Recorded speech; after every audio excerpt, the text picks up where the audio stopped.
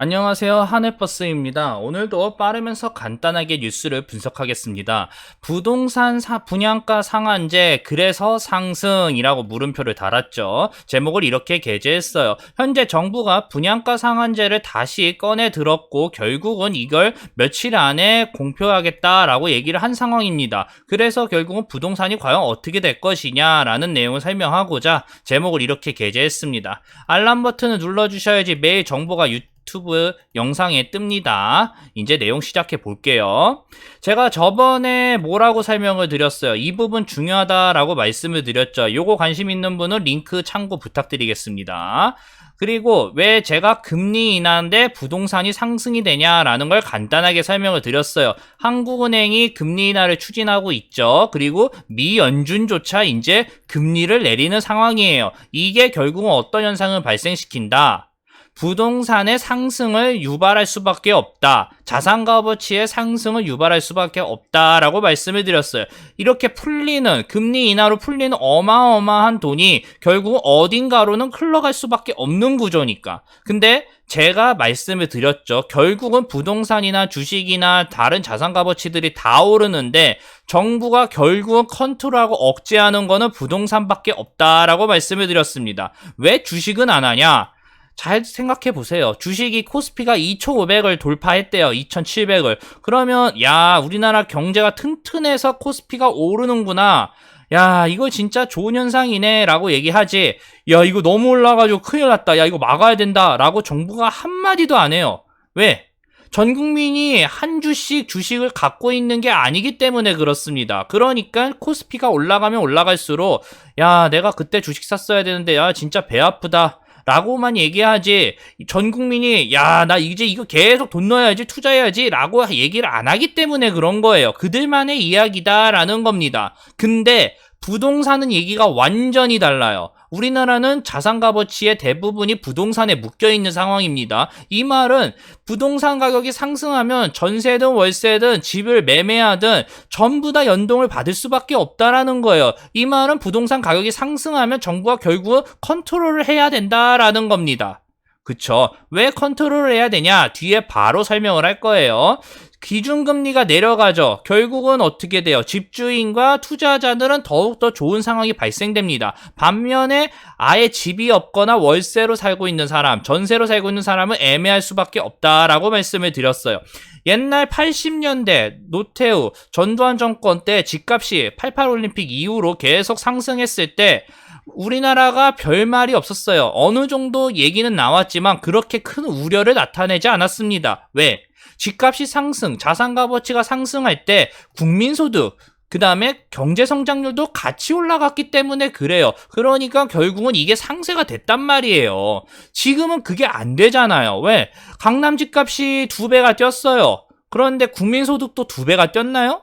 아니에요. 집값은 그렇게 올랐는데 소득은 안 오르니까 여기에서 결국은 버블이 발생됐다라는 거예요.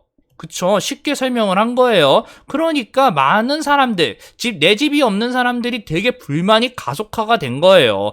만약에 소득이 2배 같이 올랐으면 내 집 마련의 꿈이 그렇게 무너지지 않았겠죠. 그쵸. 그러면 정부가 결국은 두 가지 선택을 해야 된다라고 제가 말씀을 드렸어요. 뭐라고 했죠, 그때?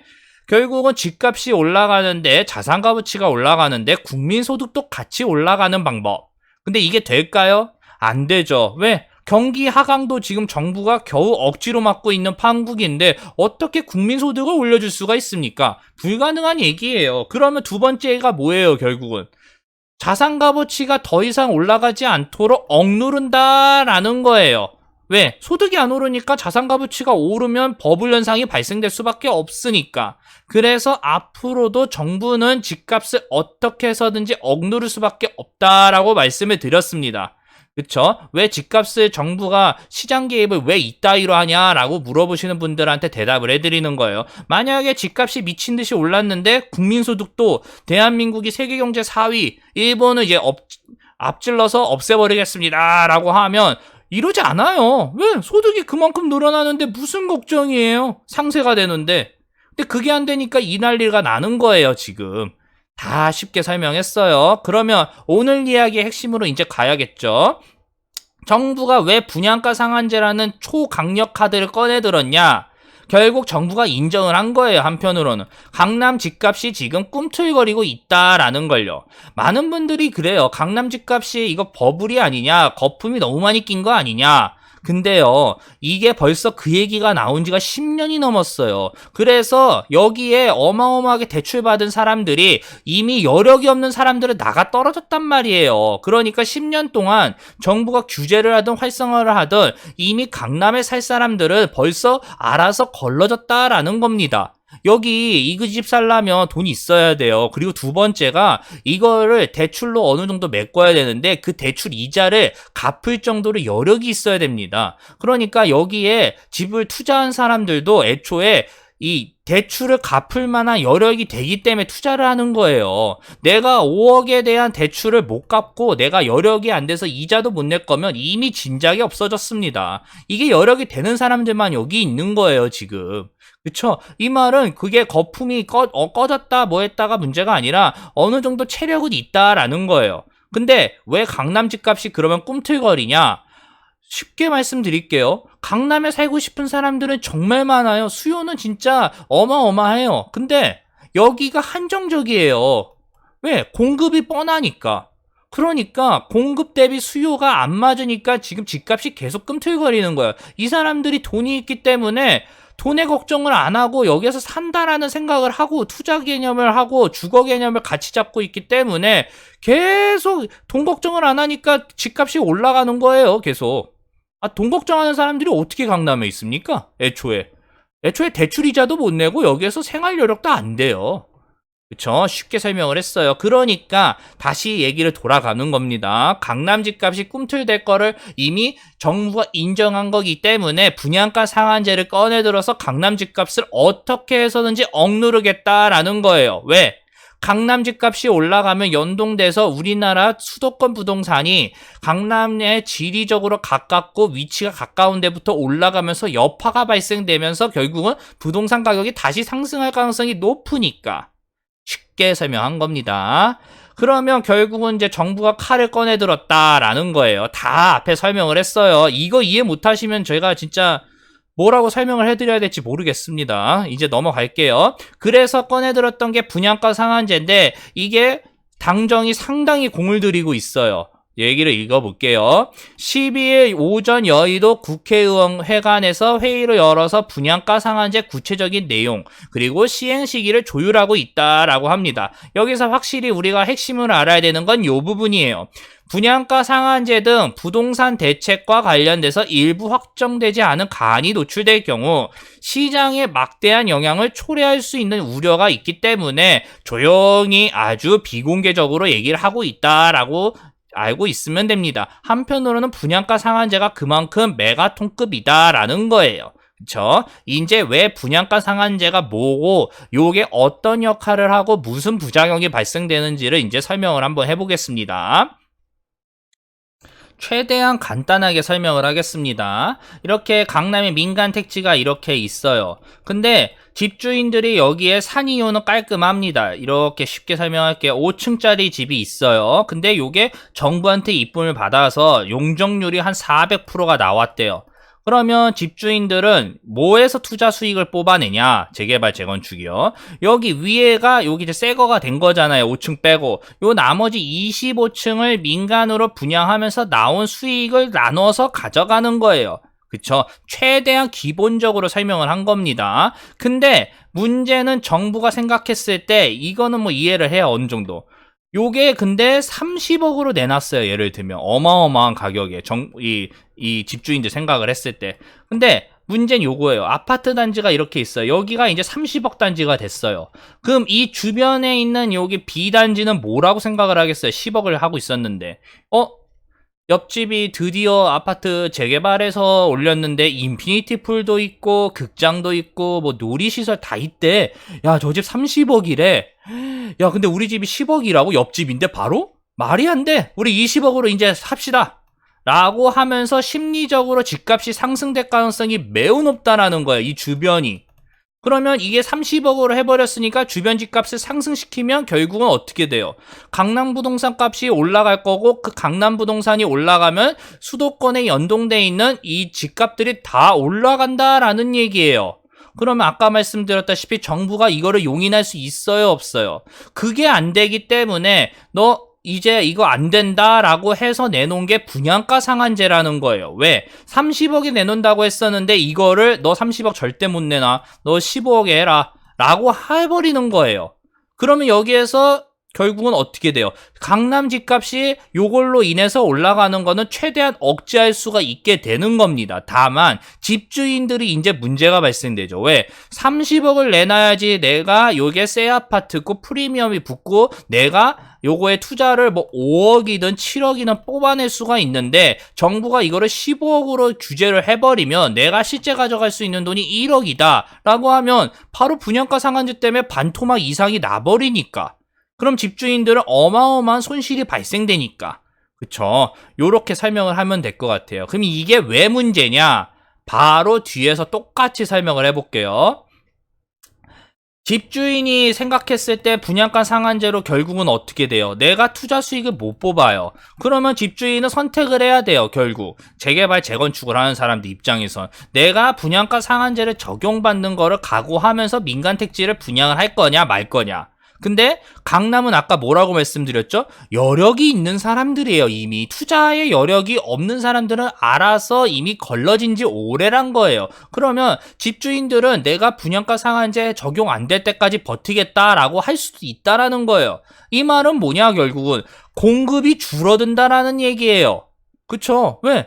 내가 강남에 살 사람들은 수요는 어마어마한데 공급은 줄어드는데 여기에 재개발 재건축을 안 하면 공급이 더 줄어드니까 그쵸. 이런 상황이 발생되고 두 번째는 뭐냐 구매자 입장이에요. 구매자가 여력이 있는 사람이에요. 강남이나 이런 집 사는 사람들이니까 여력 없는 사람들은 집 못 사요. 소득이 안 되니까. 근데 구매자 입장에서는 땡겨요. 왜? 민간 택지가 이렇게 있는데 이거를 분양가를 정부가 강제로 억누른다라고 얘기를 했으니까 그러면 내가 요거를 억누른 거를 만약에 산 다음에 조금 있으면 이게 풀려서 가격이 또 상승될 가능성이 매우 높으니까 바보같이 분양가 높은 상태에서 집을 살 가능성이 없잖아요. 구매자 입장에서 호구가 아닌 이상 그렇잖아요. 그러면 어떻게 해요?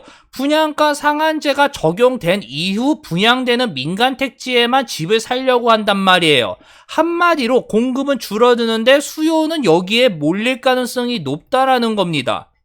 그쵸? 그런데 아까 말씀드렸다시피 공급은 줄었는데 수요는 늘어요. 그러면 여기에 당첨되는 로또 확률이 높아요, 적어요? 매우 로또 확률이 될 가능성이 높다라는 거예요. 한마디로 나머지 사람들은 어떻게 해요? 야, 내가 로또가 안 됐으니까 나는 그럼 그냥 그 옆집에서 살아야겠다라고 내가 이 집 사야겠다라고 생각할까요? 아니에요. 애초에 내가 새 집을 사야 될 사람은 새 집이라는 마인드, 이 메리트가 있기 때문에 그 집을 가려고 하는 거란 말이에요. 헛집을 갈 거였으면 여력 있는 사람이 왜 진작 안 갔습니까? 그쵸? 그러면 이게 결국은 대기 수요가 된다란 말이에요. 그럼 그 대기를 어디다 해요? 월세? 돈 있는 사람이 월세 간다고요? 아니죠. 전세로 간단 말이에요. 그러면 이 많은 사람들이 전세로 가면 어떻게 해요? 전세난이 발생될 가능성이 높다라는 거예요. 사람들이 바보가 아니기 때문에 결국은 시장의 이 원리 원칙을 정부가 개입을 했기 때문에 결국은 부작용이 발생될 수밖에 없다라는 겁니다. 최대한 쉽게 설명한 거죠. 지금 이해되신 거죠, 다들?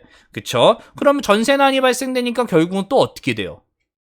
결국은 다음 정책이 또 나온다라는 거예요. 이미 초강력 정책인 분양가 상한제도 지금 정부가 꺼내 들었어요. 집값을 어떻게 해서든지 억누르겠다고. 근데 여기에서 만약에 전세랑 월세 시장이 또 이상해져요? 그러면 정부가 그 다음 카드 바로 꺼낼 가능성이 높습니다. 그게 뭐냐? 결국은 전월세 상한제를 꺼내들 가능성도 매우 높아졌다라는 얘기예요. 그쵸? 이 얘기는 아직 제 생각이지만 앞으로 될 가능성도 매우 높다라는 거예요. 이미 집값을 누르었는데 전월세로 이게 튕겨나가면 전월세도 어떻게 해서든지 정부가 안정화 정책을 펼칠 수밖에 없으니까. 그쵸? 쉽게 설명한 겁니다. 이제 마지막 요 얘기까지 하고 넘어가겠습니다. 결국은 뭐예요? 부동산 가격이 상승하냐 아니면 하락하냐, 요게 제일 키포인트 핵심인 거잖아요. 그쵸? 근데 이미 정부가 어느 정도 인정은 한 겁니다. 뭘 인정했냐?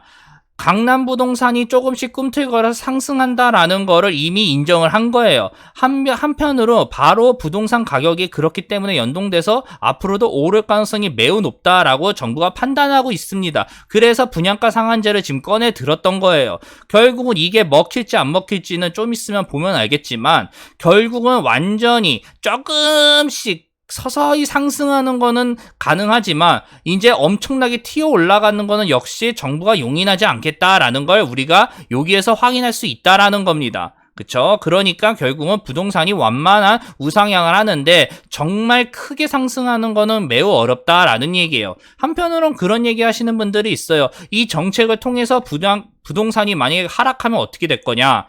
만약에 하락을 한다면요, 정부가 바로 이 분양가 상한제를 어느 정도 철수할 가능성이 매우 높습니다. 왜? 우리나라는 부동산 가격이 하락하면 그날로 경제가 망하는 구조이기 때문에 그래요. 그러니까 부동산이 무너지면 바로 부동산을 살리려고 정부가 움직일 가능성이 매우 높습니다. 그리고 분양가 상한제가 애초에 상승을 억제하려고 만든 정책인 거지 부동산을 어마어마하게 하락시키기 위해서 펀치로 만든 게 아니에요.